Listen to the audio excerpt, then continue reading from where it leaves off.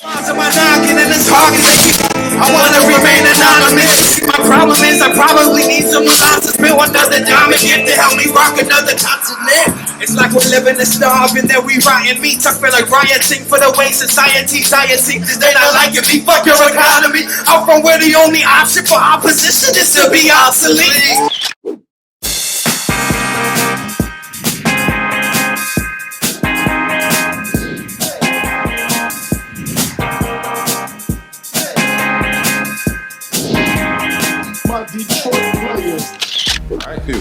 Detroit City, what's up, what's up? It's Blake on Demand. I'm back representing the Park House crew. We are here with This Is Detroit Hip Hop, and we are here with the one, the only, doesn't need an introduction, but he always deserves an introduction because it is Detroit royalty.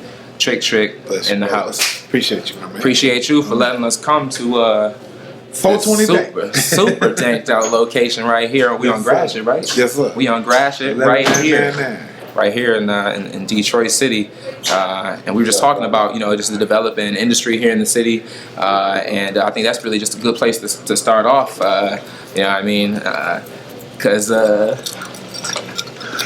yes. Oh yeah, 420. You understand me? It's a real good place to start. We're gonna talk about the business for sure because this is the thing right here in Detroit and Michigan. We are a hard-car place.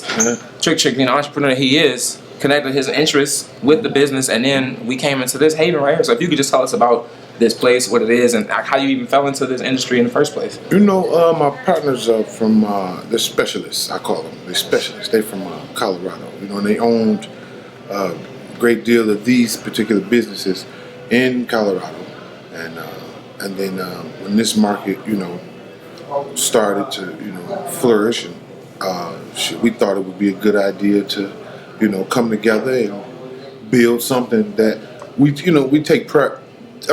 These two people that I'm in business with, they take pride in customer service. They take pride in caring about the patient, and that's how I feel. It's a lot of dispensaries in Detroit that sell to you. You don't have a card.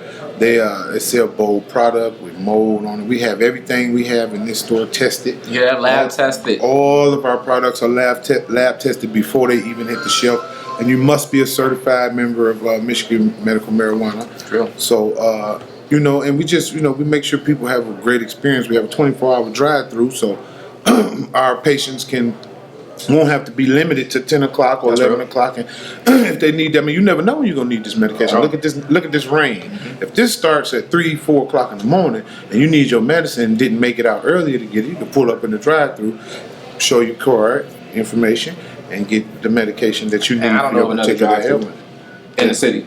Yeah, this is amazing to me. I thought I was. And we're 24 hours, so you crazy. Can, make sure you're able to. That's crazy. And we do everything by the book. 2 doors down from the police station. That's not a slap in the face. We are a legitimate business. That's right. We are a business. We're not a trap. We ain't a spot. We ain't the hangout. That's right. It's 420 Dank. That's right. So we're gonna move from the body as a temple into another temple that you're very familiar with, and I'm talking about the studio right now. Oh yeah. Right. Yeah. Trick's been working. Trick's been working. He's working so much that we got a mixtape that's turned into an album now. Yeah. Right? Can you tell us about that? Like, what's good? First off, Outlaw, right? Yeah. Let us know what's good. Like, 23 tracks? Is that what it is? I'm talking about the mixtape. I'm talking about the mixtape. 24 tracks. Banger. Front to back.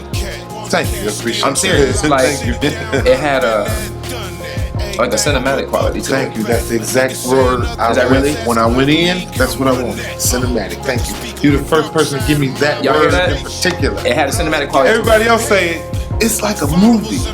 It's like a movie, y'all, but like it's coming from a perspective of someone who can really talk about it, who advocates for it here. So I'm with him, so he can talk about it. So let them know what's good with it, how they come to be, what your thought process was in that temple, in that state of mind, off this energy, this good energy here, your energy generally, how they come together. It was a process of me. I own my own studio, so and when I say I go to work, when we go to work, people like me and Marshall and Royce, and those that I work with, directly, Snoop.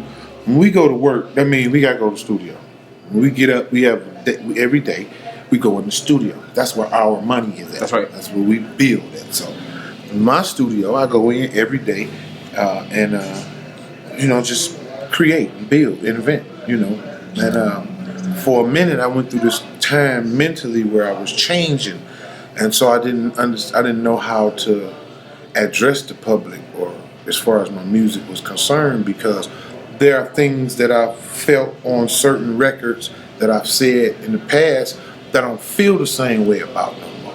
I'm a different person. I'm a grown man, so certain stuff I don't take part in, and it just, I have to be careful how I word it when delivering it. And now that I'm conscious of that, I have to be careful what I'm feeding the people that's listening to me, the generation under me. I have a fan base that stretched from ages 3 years old to 83 years old, you know what I'm saying? And it just comes from being a musician and going in the studio, I go in there and just create. And your relentless work ethic. Yeah. So I went into the big process of mixing and mastering. All right, brother, in a minute. I went into the big process of mixing and mastering and decided, okay, I don't want to just put an album out. How do I promote the album without having to do all that extra ass kissing? Yeah. All the shit. All the shit. So let me go to the mixtape. So I said, let me make a mixtape, And when I say mixtape, I mean a mixtape. I mean a mixture of just a lot going on, but a constant flow to keep your attention and keep you, locked in on the project until it get to the end. I like to make it where you turn it on, you don't cut it off until it's done. That's right. I've already started immediately after I was done mastering and got it set for distribution. Yeah. Next day, back in the studio, starting working the Gatekeeper album, which comes out 313. Y'all hear that? 313 Detroit Day. Exactly. And I got this time. It's like I like to refer to it as my chronic. No, Dr. Trey the Chronic. Of course, that's why I had to take a seat. I said, wow. Chronic. So I went and found some artists that I like to work with, that I think are extremely talented. I just okay. And now I'm producing the whole thing, and I'm kind of like saying, yeah, here, y'all, you sing on this, you do a verse, you do a bridge, you do another bridge, and I write it and have fun, and let's go. And we get in there, we fire up. Man, I got a full bar in the studio, so they get him a drink and we'll turn that music up. And the vibe just start going, and you got these talented soul singers. Yeah. You got these talented soul singers, and you got these hip hop artists. Mr. W, Mr. Wrong is one of the artists I'm working with close. Fire, you hear that? Y'all hear that? Bev Love, soul singer. When the album. Yeah. It hit like a turn. It's like right a plot there. twist. Yep, set it right up. Man, how do you feel like you're fitting within what the story is that is Detroit? You've always been a storyteller for the realness that is here, and you managed to do it throughout your career for not just the city, not just the neighborhood, but for the world, really. But you're telling that Detroit story. So, what's the Detroit story now? You know what I mean? What's next? What do you see? I see. I'm gonna be honest with you, brother. I see a problem, and it's bad. Something can be done about it though, but it's gonna take unity. It's the only thing it's gonna take. Yeah. And I might have to get more security than I got now. Yeah. For even telling people that it's gonna take unity to fix this problem. And the problem is priority. Everybody's priority is distracted, via Instagram, Facebook, Twitter, cell phone, period. Television, if that still exists. Right. Right. The laptop, desktop, whatever. It has consumed the minds of the people. And so they live in this fantasy world here on the phone, in the hand, and they live there. Yeah. So they can't comprehend reality too well. Yeah. In the meanwhile, you got a group of people that don't live there, that live out there. here. That's right. And they see targets. That's right. They see targets everywhere. Looking in their phone. They see the people not paying attention. They see people failing to be aware of reality. And they attacking that, and the problem comes in where that was arranged.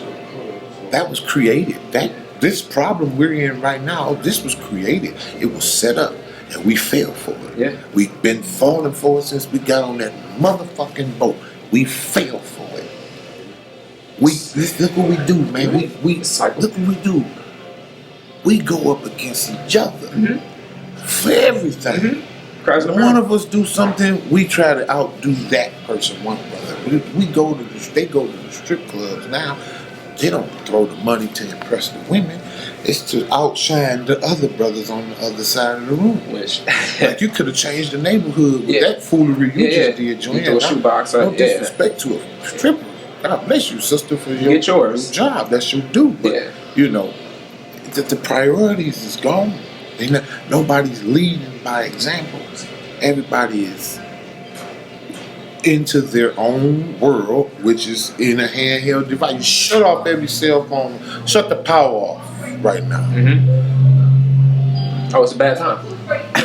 I'm gonna say this, and it's kind of personal, but it's real. And he don't had his sobriety and his overcoming his adversity. He's a very dear friend of mine, Marshall Mathers, Eminem. But I'm gonna tell you, one time he told me, he said, Tricky, he said, when I was, he said when he was, under the influence, he don't remember none of this. Yeah.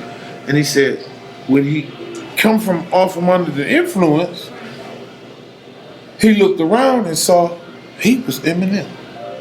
And he had something to do with it. He didn't even know how to do it. Man.